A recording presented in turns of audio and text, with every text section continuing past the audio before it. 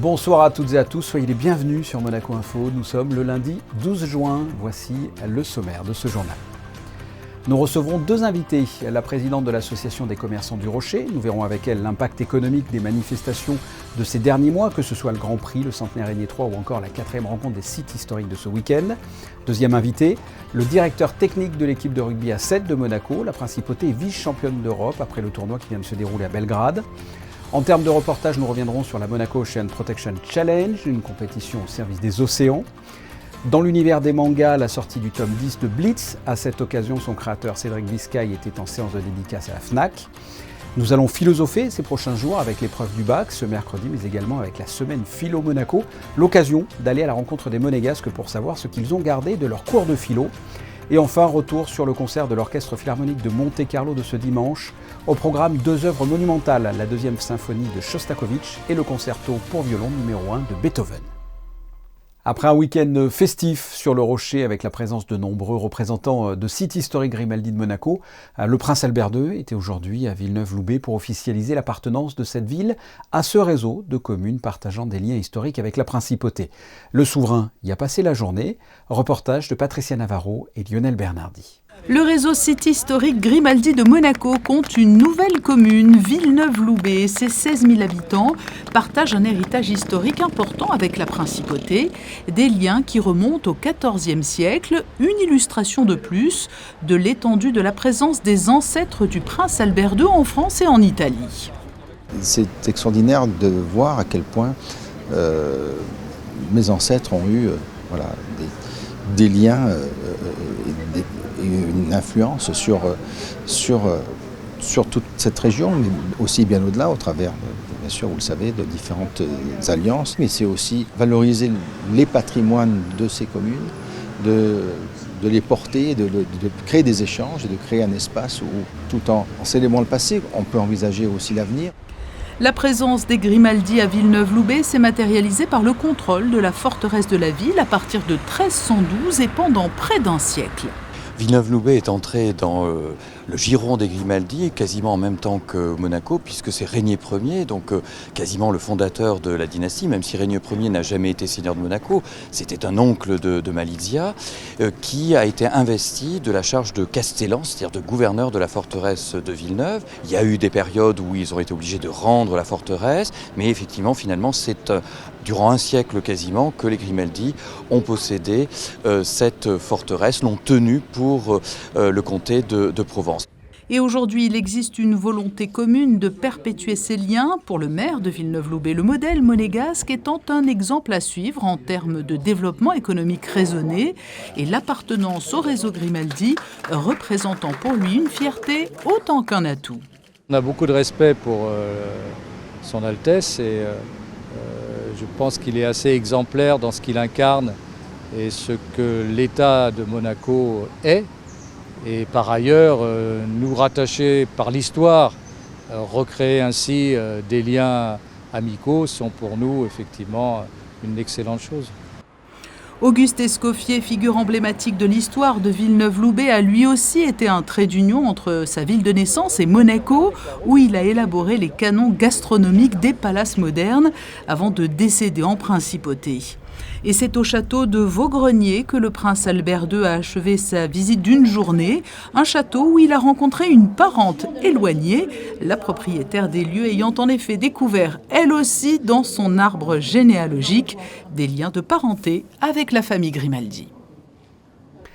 Vendredi dernier, s'est clôturée la 6e édition du Monaco Ocean Protection Challenge au musée océanographique.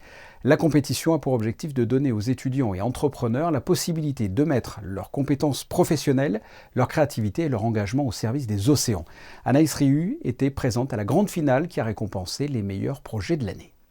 47 projets, 23 universités et 12 pays participants. Les étudiants et jeunes entrepreneurs engagés dans le Monaco Ocean Protection Challenge travaillent depuis le mois de janvier sur des mesures visant à protéger et préserver l'océan. Pour la grande finale de cette 6e édition, 6 projets ont été sélectionnés pour s'affronter dans les catégories start-up et étudiants, ainsi que le prix du jury en bonus.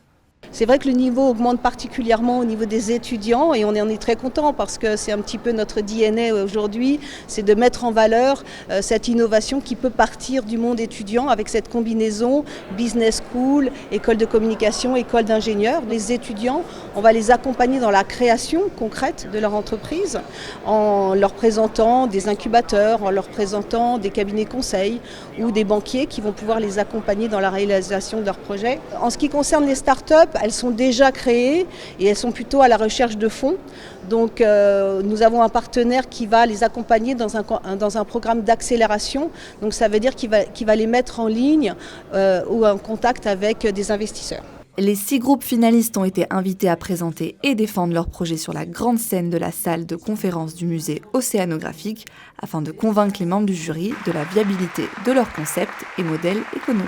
L'école développe des trimestres avec des élèves sur les robots sous-marins et ils se sont rendus compte qu'ils allaient avoir besoin d'un bras robotisé à accrocher au robot pour collecter des échantillons dans l'eau et qu'en fait il n'y en avait pas qui correspondaient à leurs besoins, c'est-à-dire des bras flexibles qui peuvent bouger en 3D avec une pince au bout qui n'endommage pas l'échantillon.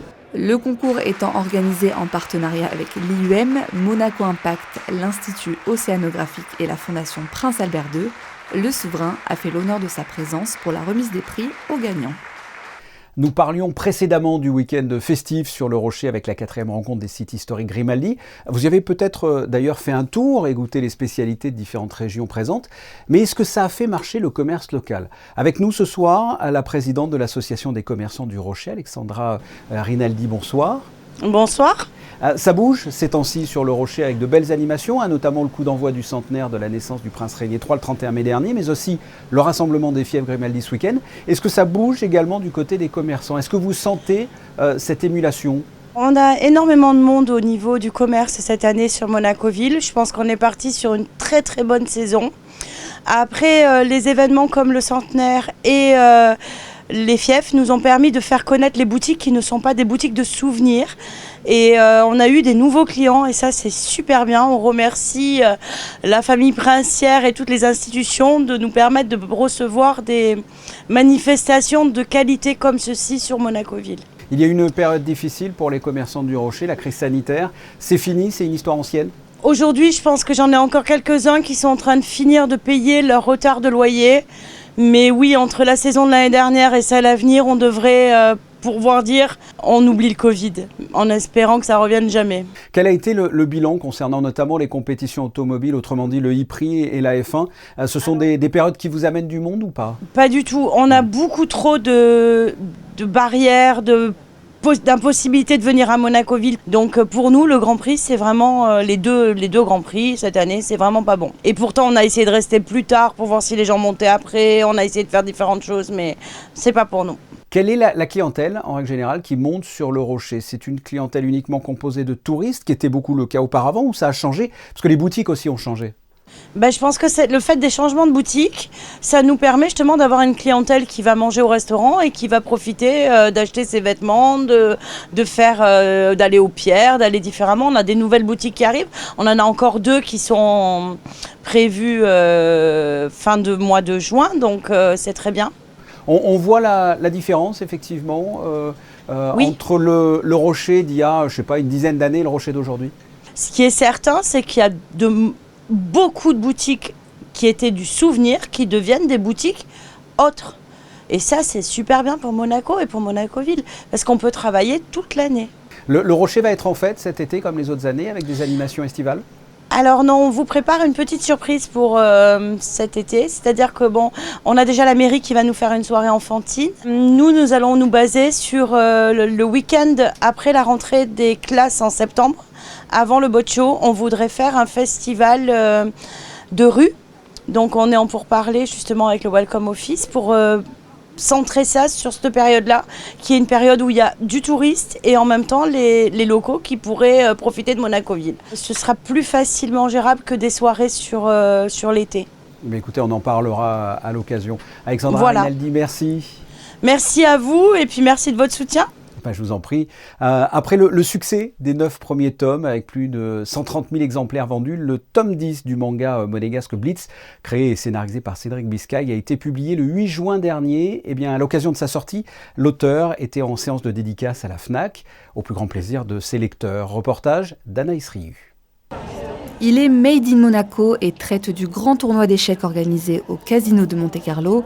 Le tome 10 du manga Blitz vient de paraître en librairie. Pour l'occasion et de toute évidence, son créateur et scénariste Cédric Biscay a débuté sa tournée de dédicaces en Principauté, où est né le projet. C'est un petit peu la fin d'un premier arc, ce tome 10. On est à la fin des qualifications pour le grand tournoi d'échecs qui va avoir lieu à Monaco au Casino, comme on le sait depuis l'origine. Et donc du coup on va enfin savoir qui va être qualifié. Et ce qui est cool, c'est que ce tome 10 marque finalement le tout début de la prochaine aventure monégasque. Ce matin, j'ai eu la chance de pouvoir donner Blitz à Roger Federer, donc je suis super content parce que je suis un grand fan de Roger. Il a été ravi du petit cadeau. En plus, il y a les enfants, donc je pense que ça va être très sympa pour lui pour sa petite aventure monégasque. Après Roger Federer, Gareth Wittstock, frère de la princesse Charlène, a également fait la surprise de sa venue. Blitz se passionne petits et grands, venus nombreux des étoiles plein les yeux à cette séance de dédicace au cœur du Métropole Shopping Monte-Carlo. J'aime beaucoup parce que je trouve que le fait qu'ils mettent le jeu des échecs en mode combat dans un autre monde, je trouve que ça donne encore plus d'énergie au match. Et du coup, tu ne peux pas t'arrêter de lire, c'est toujours accroché. Tu es toujours accroché à l'histoire. Je trouve que c'est très bien. Cette nouvelle édition marque un tournant dans la série. Vous saurez enfin si Tom, Harmony et Karl parviendront à se qualifier pour la phase finale du Monaco Chess Grand Prix. La réponse donc dans le tome 10 de Blitz qui est déjà sorti. La philosophie sera au cœur des conversations et des débats cette semaine. Tout d'abord avec les élèves de terminale. Ils passent l'épreuve de philo ce mercredi, mais aussi parce que les rencontres philosophiques de Monaco organisent la semaine Philo Monaco en ce moment du 12 au 18 juin avec de nombreux rendez-vous. Je vous invite d'ailleurs à vous diriger vers leur site pour tout découvrir. Eh bien, Justin Adel est allé à votre rencontre pour connaître les souvenirs que vous avez gardés de vos cours de philo. La philo, c'est loin, ça remonte à plus de 25 ans. J'étais au lycée de Monaco et je crois qu'un des meilleurs souvenirs, c'était le professeur Monsieur Neveu. C'est vraiment principalement ma professeure qui m'a marqué, puisqu'elle était réellement passionnée, on sentait la passion quand elle nous parlait, quand elle nous racontait. J'étais en classe terminale à Monaco-Ville. Et mon écrivain favori, c'est Albert Camus, et ça demeure aujourd'hui parce qu'il est de plus en plus d'actualité. Je vous donne un rendez-vous avec les matinales au marché de la Condamine dans le cadre de la semaine philo proposée par les rencontres philosophiques, la mairie et Monaco Info. Avec différentes thématiques et invités, vous pourrez même y participer activement au micro de Sandrine Nègre qui animera les débats. C'est à 9h de mardi à vendredi sur place et diffusé le soir à 21h sur Monaco Info et rediffusé le lendemain à 10h et 15h. Ils sont vice-champions d'Europe, les représentants monégasques de rugby à 7, après le tournoi qui s'est déroulé ce week-end à Belgrade. Et nous sommes avec le directeur technique de la Fédération monégasque de rugby, Nicolas Bonnet. Bonsoir. Bonsoir. Quel est, pour commencer, votre ressenti ? C'est de la satisfaction, de la frustration par rapport à cette finale ? Un peu des deux. Parce que je pense qu'il y avait le moyen de ramener le titre, mais un soulagement aussi d'être dans les finalistes pour monter de division pour l'année prochaine avec cette équipe nationale. C'est-à-dire qu'avec ces résultats, on monte de division, c'est ça ? Voilà, on passe en niveau trophy. C'est la deuxième division européenne avec des grosses équipes. Donc ça va être le début des soucis à partir de demain, on va dire. Parce qu'il va falloir bien se préparer parce qu'il y a une grosse marche entre les deux divisions. D'accord, ça va envoyer des caramels, c'est ça ? Oui, surtout physiquement, il y a un gros gap. On va essayer de combler avec nos petits monégasques. Comment s'est passé le tournoi ? Parce qu'avant d'arriver en finale face à la Turquie, il y a eu quand même plusieurs rencontres. Oui, on restait sur une petite déception au jeu des petits États à Malte. Ouais. Vous avez fini quatrième ? Pas avoir ramené le quatrième, pas la médaille, un peu frustré. Je pense que ça nous a servi ce week-end avec un groupe qui a été un petit peu renouvelé, mais sans trop. Et les matchs se sont plutôt bien passés. Et on a essayé de faire jouer tout le monde aussi. On a eu sur le quatrième match, on a pu faire tourner un petit peu. Donc tout le monde a eu le temps de jeu avec une demi-finale très aboutie contre l'Autriche et quelques regrets, notamment en défense contre la Turquie. Justement, parlez-moi de cette rencontre, hein. Vous la perdez 14-12, ça a été très serré, hein. Très serré et malheureusement 2 essais partout et une transformation de différence à la fin, mais qui était très difficile en bord de touche. Parlez-nous de vos joueurs, qu'est-ce que vous avez envie de leur dire là aujourd'hui? Bravo quand même pour la saison, parce qu'il y en a qui ont aussi gagné le tournoi de Melrose avec les Impies. Donc c'est une saison qui n'est pas finie, puisqu'il y aura encore le tournoi de Dubaï en décembre pour certains d'entre eux. Et puis de les remobiliser à partir de septembre pour essayer d'exister au niveau supérieur. Je le rappelle, on l'entend, hein, parce que vous êtes en transit, vous avez accepté de répondre à nos questions, vous êtes à Munich, vous êtes parti de Belgrade à Munich et puis vous rentrez là sur Monaco. Donc on entend l'appel, vous avez peut-être même monté dans l'avion. Donc je le rappelle, Monaco est vice-champion d'Europe de rugby à 7. Félicitations et merci d'avoir répondu à mes questions. Merci beaucoup, merci à vous. Je vous donne une date et par la même occasion une idée sortie à l'occasion des Journées européennes de l'archéologie. Le musée d'anthropologie préhistorique de Monaco organise une animation le 17 juin de 18h à 19h avec des visites guidées, des 2 expositions temporaires d'un monde à l'autre et Albert Ier, un prince préhistorien, sans oublier la visite du laboratoire de recherche suivie par un atelier ludique autour du feu. Dans un autre registre, un concert a été donné ce vendredi au Fort Antoine avec un duo, un accordéoniste et un joueur de cor des Alpes. C'est l'instrument le plus long au monde, souvent dans les 3,50 m. Cet instant atypique a été organisé par l'association monégasque pour la promotion et le développement de l'accordéon et le bandoneon. On passe d'un concert à un autre avec celui donné par l'Orchestre Philharmonique de Monte-Carlo ce dimanche à l'Auditorium Régnier 3. Monumental, c'était le titre et la thématique de cette journée. Au programme, 2 œuvres effectivement monumentales, la 2e symphonie de Shostakovich et le concerto pour violon numéro 1 de Beethoven. Reportage de José Sacré et Olivier Bonello.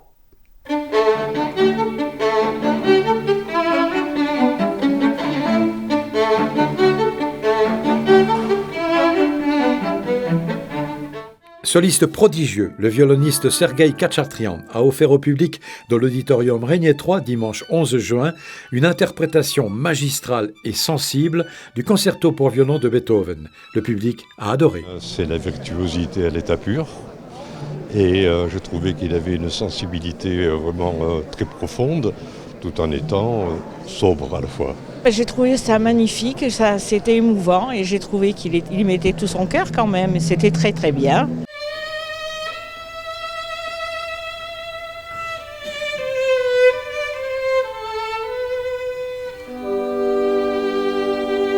On peut le jouer avec un peu plus de son, mais moi personnellement je l'aime comme ça. On regrette seulement que Beethoven n'en ait composé qu'un. Il a la musique dans son corps qui passe dans son violon. C'est vraiment, pour moi c'est le plus grand du monde actuellement.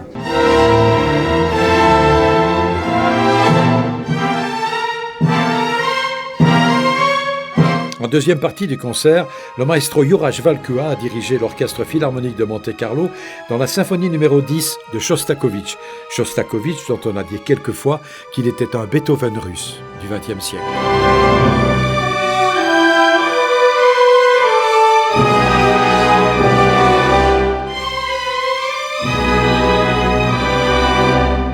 Prochain rendez-vous avec des musiciens de l'Orchestre Philharmonique de Monte-Carlo ce jeudi à la Maison de France pour un happy hour musical à 18h30.